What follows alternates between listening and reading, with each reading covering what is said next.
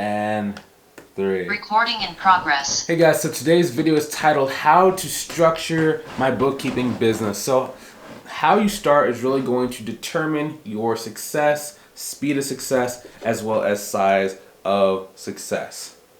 So, I just hit my finger on my desk. So the reason why this stuff is so important is because really your first 6 months in business are really going to determine your ability to either reach your goals, your how likely you are to quit, and then like how happy you are just overall, right? So if we can give you the right strategies and like the right success, like the right formulas, then you're gonna be able to be successful. But if we don't, you just really kind of run into this like wall of where you emotionally just can't take anymore. You're frustrated, you're angry, and you just quit, right? So that's why this video is so important for you to like watch all the way to the end. Also, if you want some help growing your business, like, maybe you've been trying to grow your business, but just not quite going the way you want, or maybe you've been thinking about starting it, and it's just, you feel there's a lot of different things that are kind of in your way that, if you knew what to do, you wouldn't have to worry about those. Either way, if you want some help growing your business, go ahead and click the link either above or below the video to book a call to see if I can help you inside of our mentorship program. So, the first thing when it comes to structuring your business, now, I'm always using the energy from tax season to boost my recurring revenue.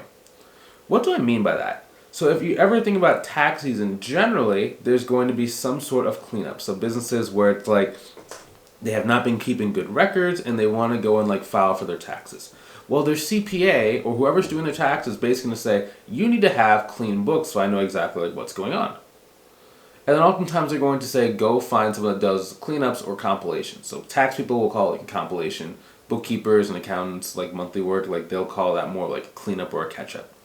All right, cool. So people are coming in like influxes. And this does not just have to be like, the beginning of the year tax season. It could be at every one of the different extension deadlines too. So October, September, and then there's like a cleanup season, which is like October, November, December, where people are like thinking about it, and like there's a portion of people that actually want to get ahead of their stuff, and they want to be able to spend the money on like getting the cleanup done at the end of the year, so you can write off on their taxes, right? So a lot of different like reasons. So it's not just tax season, it's tax energy, like tax deadline energy is probably what I should have phrased this, but just one of those things.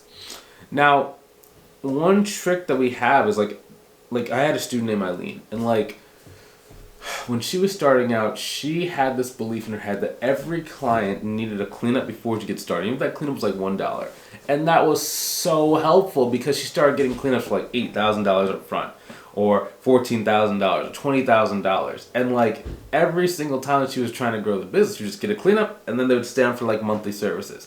And it was amazing, right? But the reason why was because they came to her knowing that their accountant or their CPA basically told them that they need to get this stuff done. So she could use that as a sense of urgency, right? And why am I saying a sense of urgency? Because if you can have someone have a specific deadline with which they have to go and actually work with you, they're going to sign up a lot faster. So by using that as your sense of urgency, and then also by using scarcity is like I only take on a certain number of clients per month. So I take on 3 new clients a month, right? I can only do about 2 new cleanups per month, right? So you know that you have a deadline coming up in 15 days, and I will only be able to help you if you can get started within like the next XYZ days because I only accept 3 people. And I've already brought on 2 other clients this month, so I only have 1 more spot. If you want to get this thing done before this, right, then go. And you might be saying like, well, they could say, there's a bunch of other options. Okay, well, yeah, they could, but you do your consultation call process right, they're going to feel like you are the right fit for them. So we use it to kind of like nudge them kind of forward. It's not the whole selling point, right? It's not just saying, I only work with 3 people, and like, you gotta get done with it this week. It's not like that. It's more of like they always want to get started. Maybe they're slightly on the fence. They're kind of like hemming and hawing, and you use those 2 elements to go and push them over the edge, right? And that's why like objection handling, we teach objection handling inside of our program. And like how to structure your consultation call, because it's almost like balancing on this tightrope, right? So imagine you're on this tightrope over like the Empire State Building to another tall building, and you're walking. You have like your little balance beam pole thing, right? And it's like if you do it too wrong, you fall off, right? if you do it correctly, then you're able to go. And then the better and better you get at sales, the wider and wider the tightrope gets. And instead of it being a tightrope, now it's like a concrete road from the Empire State Building to the next one. It's just wide. It's longer than you, it's wider than you are. So you don't even have to like worry about it. You just do it, right? That's what these skill sets and stuff is like. But I'm using the energy from tax deadlines to go and like get more clients. Next thing, packages. Okay, so structuring your business. Okay, when you package. Now keep in mind, if you're watching the PowerPoint version of this, I use ChatGPT. ChatGPT, when they're making images, makes really cool looking images, but when they put words on it, the words can be messed up. Like there's like a bunch of spelling mistakes on it. So if you can't handle spelling mistakes, I would just like cover your eyes and just listen, right? So one thing that's really important is like when you're anywhere below 5K per month, I would really focus on getting the high ticket monthly clients. Once you start getting 5, maybe 10K per month, I would start offering packages as well. So when we say like packages, an example of a package can be like compilations or cleanups, right? So like we kind of talked about in the first example. Another one could be like tax planning, tax resolution, consulting, right? Just services that are more intellect required or skill set required than just transactional kind of based like compliance work, right? So because think about it, like the more bookkeeping work you take on, like the more like work there is, right? So it's like even if it's not you doing it, you still have to have like a contractor or like someone just to do the work. But when you start offering more of like tax planning or consulting, it is your time, but it's more of your brain power, and you can sell it as packages. Now, the reason why it's important is because I like getting paid as much money at one time as possible, right? That's when you really have a lot stronger of a business, right? So it's like you have the accounts receivable from your monthly services. So you know like you're going to hit this much money every single month, every single year. But then you also have spikes whenever you sell like one of these packages. So you sell like one tax planning package. We'll say tax planning is sell for like $5,000. Okay. So your monthly services at like $7,000. Then every month you get 5, and then you get another 5, then you get another 5. Maybe one month you get 2 clients, so you have 10, right? So literally that is $20,000 that added in 4 months on top of what you're already making, right? So 5 times 4 is 20, plus another 20 is about 40. You just made $40,000 in 4 months, right? So it's like you're basically on track for $160,000 a year. Very simple, very easy, right? But it just gives you those like spikes. Now a good example is actually one of our students named Shannon. Now when Shannon started, she had a wide range of packages she could do because she was an enrolled agent. So she could do the tax resolution, she could do the tax planning, etc. If you can't do tax planning or tax resolution, maybe you can offer consulting or QuickBooks training, or you can do cleanups, right? It doesn't really matter. I'm just giving you an example that you can kind of run with. Now, when she was in the program, she added it was about $7,500 per month from like monthly recurring revenue clients. And then she had another client that was paying her about $5,000 a month. So she got into about like $15,000 per month. And then from there, she started, I think she got like 2 or 3 more clients. The long story short, she got to about like $15,000 a month in recurring revenue services. And then she started offering the package base, and that got her to about 35K per month. Technically, that got her about 30. So 15 from monthly recurring, 15 from packages, and then she did an extra thing. She actually bought another firm that was already doing $100,000 per year. So she basically added another like $10,000 per month. So she was doing about 40, 45K per month, and it didn't take her that long to do.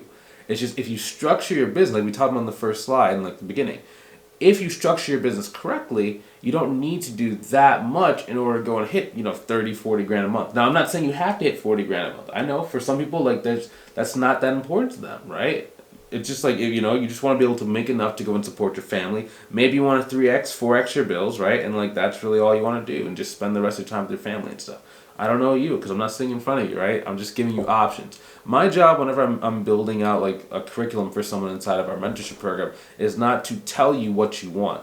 My job is to see what do you really want, why do you want it, and then we build a plan that's really like in accordance to actually being on track for those goals. For her, she just really wanted to hit 600K a year, right? Was there a reason why? No, she just wanted to be able to do it, right? Because someone told her that she couldn't be successful. She said, okay, we're going to see. I think it was like one of her bosses said she couldn't be successful before she quit her job. Okay, sometimes you got to take on that challenge. You got to do what you want to do,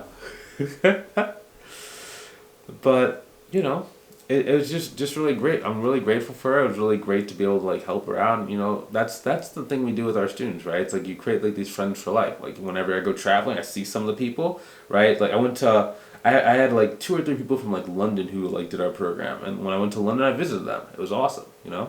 Would have never thought that I would be able to help people out in like different countries and stuff, right? I mean, we have students in United States, we have students in Canada. We don't really take on as many UK clients, right? Because the laws and like regulations are a lot different.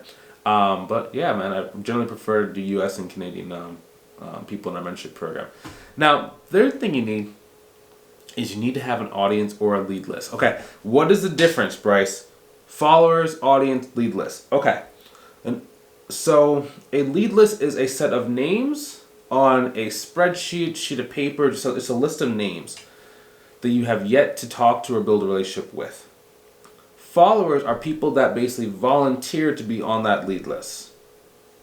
An audience is followers on the lead list that actually like you, follow you, and respect you. So ideally you would have an audience, but most people are not going to do a lot of content that's going to build an audience. So instead you're going to have a lead list as well as a follower list.